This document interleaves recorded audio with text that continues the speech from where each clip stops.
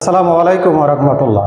Alamgir coaching YouTube channel, Facebook page, Facebook group, ইনস্টাগ্রামের পক্ষ হতে সকলকে জানাই সুস্বাগত। সুপ্রিয় শিক্ষার্থী, আশা করি তোমরা ভালো আছো, সুস্থ আছো।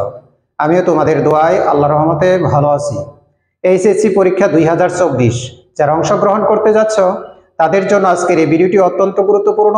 আশা করি ভিডিওটি না টেনে মনোযোগ সহকারে শেষ সময় পর্যন্ত তোমরা দেখে থাকবে, তাহলে ভিডিও সম্পর্কে জানতে পারবে, বুঝতে পারবে, উপকৃত হবে।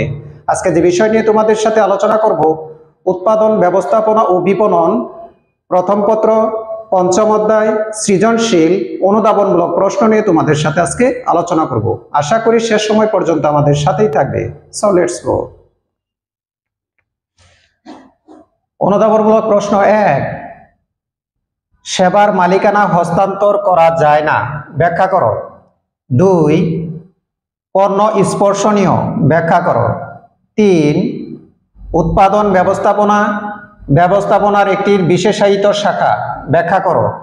4, দ্রব্য দৃশ্যমান, ব্যাখ্যা করো।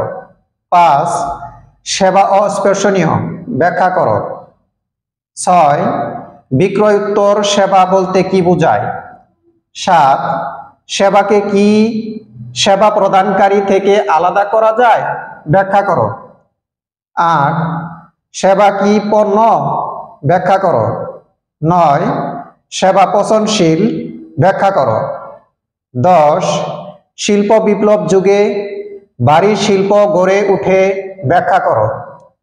11, উৎপাদন ব্যবস্থাপনা অপচয় ও ব্যয় কমায়, ব্যাখ্যা করো। 12, উৎপাদন ব্যবস্থাপনা উৎপাদন নিয়ন্ত্রণ করে, ব্যাখ্যা করো। 13, উৎপাদন ব্যবস্থাপনা সম্পদের সঠিক ব্যবহার নিশ্চিত করে, ব্যাখ্যা করো।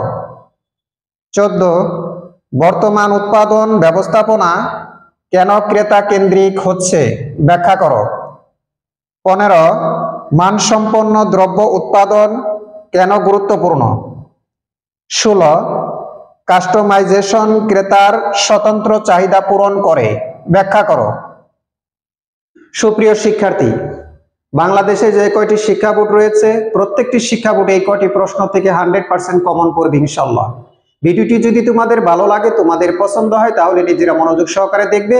পাশাপাশি এই ভিডিওটি যেন সবাই পেতে পারে এজন্য ভিডিওটি বেশি বেশি শেয়ার করবে, সাবস্ক্রাইব করবে, পেজটাকে ফলো দিয়ে রাখবে, পাশে থাকা বেল আইকনটি অন করে দিবে যেন ভিডিওটি আপলোড করার সাথে সাথে তোমাদের কাছে নোটিফিকেশন চলে যায় এবং তোমরা মনোযোগ সহকারে ভিডিওটি দেখতে পারো। আজকের এই ভিডিওটি আমার পিতামাতা, আমার সারা জীবনের শিক্ষক মন্ডলীদেরকে উৎসর্গ করে আজকের মতো তোমাদের কাছ থেকে এখানে বিদায় নিচ্ছি। আল্লাহ হাফেজ। আসসালামু আলাইকুম ওয়া রাহমাতুল্লাহ।